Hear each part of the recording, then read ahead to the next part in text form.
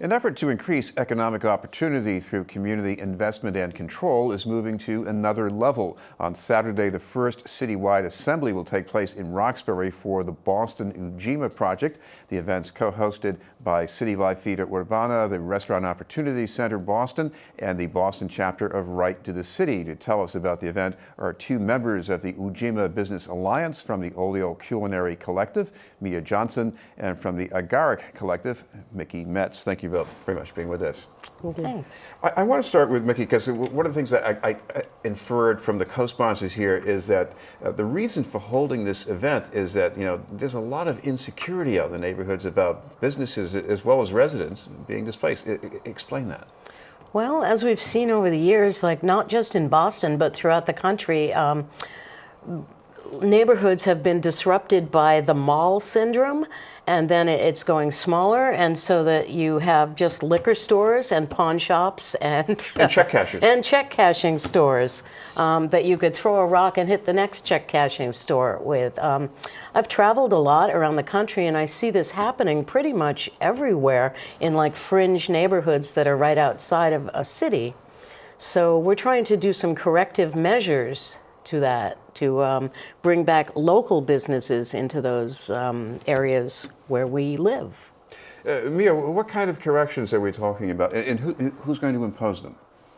So the idea is that the residents that live, the most impacted residents, the residents of color, the residents who are building businesses, are not only being supported by other residents in their neighborhoods, but then there's long-term connections to other larger institutions that are making investments that where they've made promises, they're actually owning those promises.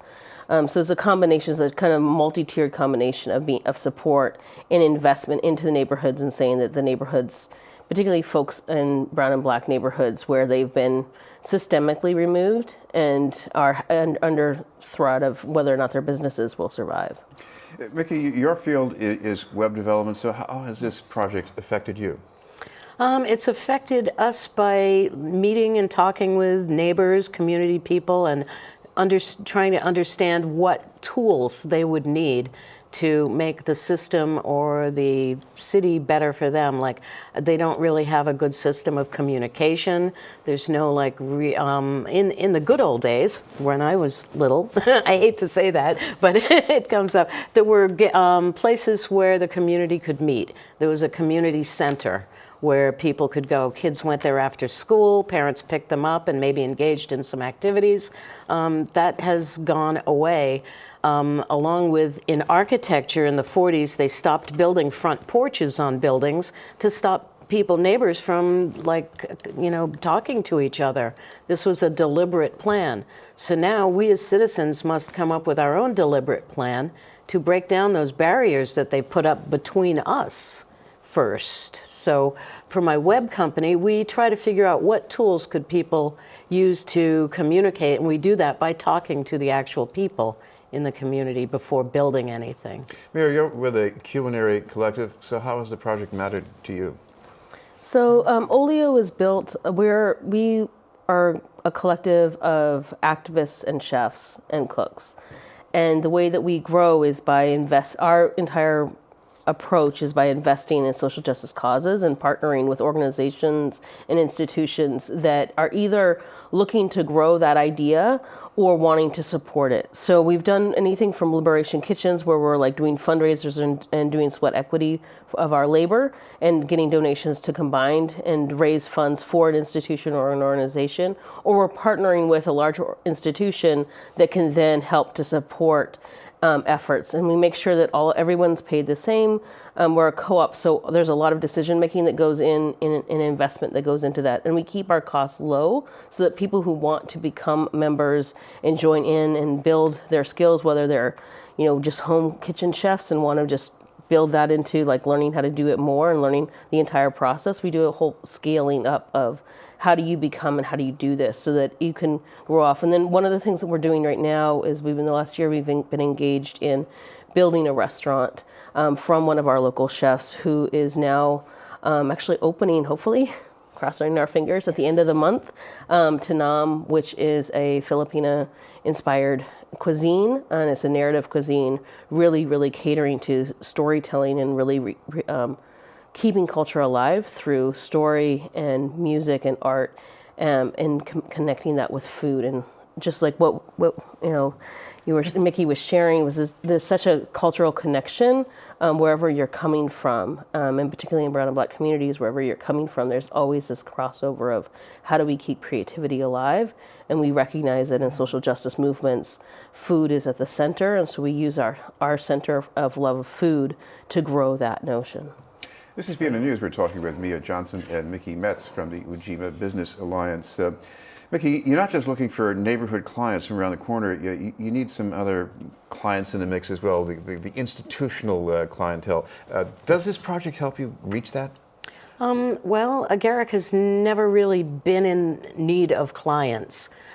We search and people find us through word of mouth.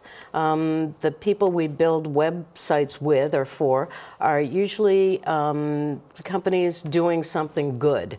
That's our barrier to working with a company as a client.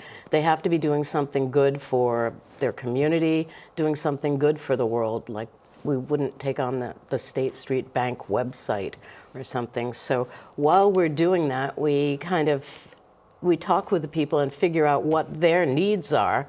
And we can talk with other people and see they have the same needs. So out of that, Agaric has been involved with other developers building a platform called Drutopia, which is a web hosting platform that comes with all the things you need for activism, like doing campaigns, outreach, having members interact with the website, and being able to interact with each other's website, which is a big barrier now.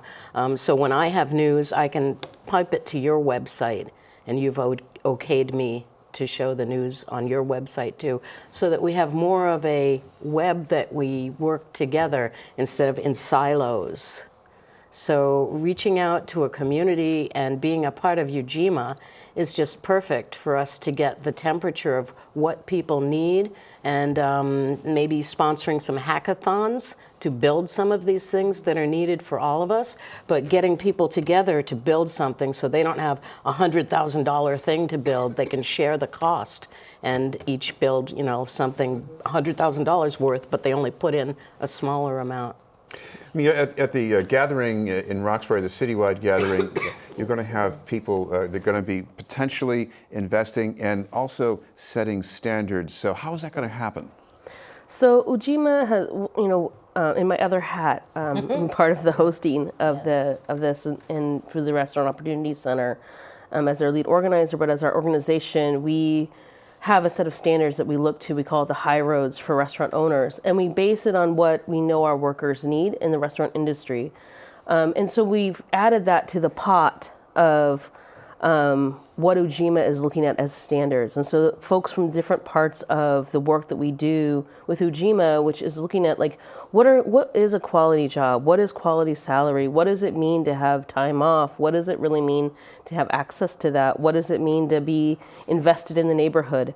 And so this is an opportunity for Ujima members and the larger community to come in on Saturday and do a bunch of workshops. We'll be hosting one as ROC, and other groups will be hosting workshops as well to kind of learn more about what does that mean? Because the people are like, a lot of folks have different ideas about what access to good quality jobs are, and what does it mean to be a good quality business, right? And we're saying it's a little bit beyond what just getting a paycheck. Yes. It's actually quite a bit beyond. But then also to make a decision about when we pool money, when we invest in it, and make decisions about who are doing that and how do we uplift those businesses. So on Sunday there'll be a question about agreeing to those standards and then uplifting businesses and making investments based on those agreements. And finally, Mickey, can we mention at least the day, the time, or at least a website where people can find out more about the event for the gathering? Yes, it would be ujimaboston.org.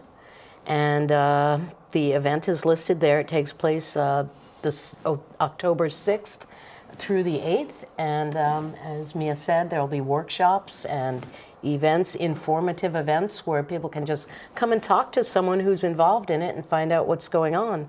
And on Monday, we're screening a documentary called A Silent Transformation, which is about to be released. It's unreleased right now, so it'll be a pre-release screening. It's an hour long. It's on the 8th. We don't have a time yet, but if you tune into the website, that'll be posted. And it covers the silent transformation that's happening all over right now. It's not just the country, it's happening all over the world. global. In fact, I'm going to Mexico next month to take part in the Center for Global Justice event that is spreading this message worldwide and connecting All right. people. Thank you both, Mickey Metz and Mia Johnson, for the Boston Ujima project. Thank you. Thank you.